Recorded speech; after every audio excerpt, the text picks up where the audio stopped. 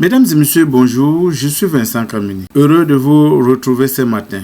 Nous revenons encore sur le discours du président Paul Biya le 10 février 2026, où il est venu nous annoncer qu'il doit reporter, n'est-ce pas, les élections législatives et municipales qui devaient se dérouler, n'est-ce pas, dans les prochains mois au Cameroun. Mais aussi la tenue des élections législatives et municipales. Même si le calendrier afférent à ces dernières devrait, au vu de certaines contraintes impérieuses, connaître un léger réajustement dans le respect des dispositions pertinentes de nos lois et tout particulièrement de la loi fondamentale. La sortie d'aujourd'hui, c'est parce que nous nous posons la question. Maintenant que le président va reporter les élections, est-ce que ce report-là est bien pour le peuple de changement ou est mauvaise pour le peuple de changement? Oui, on était prêt à aller aux élections, mais c'est eux qui détiennent le pouvoir, c'est eux qui détiennent le calendrier et c'est eux qui détiennent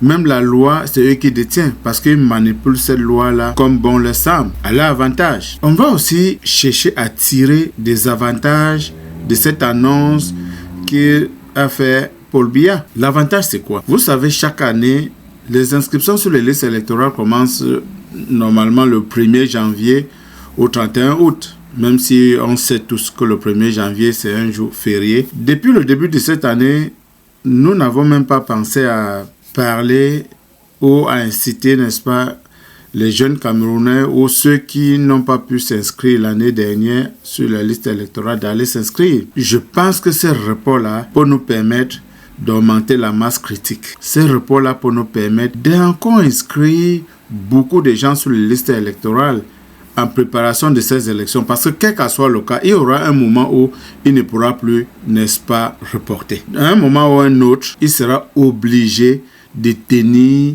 les élections. Ils ne peuvent pas définitivement fuir les élections législatives. Mais on doit tirer profit de cette annonce-là. C'est le moment pour nous, n'est-ce pas, de galvaniser tous ceux qui n'ont pas pu s'inscrire sur les listes électorales la dernière fois, de le faire. Certainement, on aura peut-être 6 mois, pas plus, je pense. Je ne pense pas qu'on aura plus de 6 mois de report. Ça veut dire que si, n'est-ce pas, les inscriptions ont effectivement commencé le 2, plus le temps que les élections vont être convoquées, c'est à ce moment qu'on va arrêter, n'est-ce pas, les inscriptions sur les listes électorales. Donc pour moi, c'est le moment d'appeler tout le monde qui ne se sont pas inscrits sur les listes électorales d'aller s'inscrire massivement sur les listes électorales.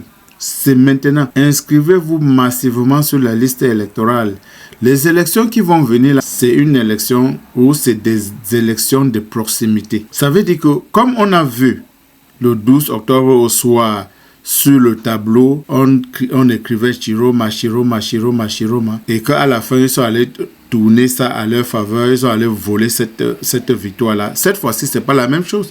Cette fois-ci, dès qu'on met sur le tableau, comme vous sortez là-bas, vous savez que c'est telle personne qui a gagné parce qu'on connaît qui est tête de liste. Une fois sorti de la salle de l'élection, vous savez qui a gagné. Donc ici, on ne part pas ailleurs pour aller décider qui a gagné pour prendre les élections qui viennent de gauche à droite et tout ça. Mais jusqu'à là, il faudrait vraiment surveiller. Il faudrait surveiller. Mais la première chose à faire à ce moment, c'est par rapport à l'annonce que Paul Biya vient de faire, qui va reporter les élections.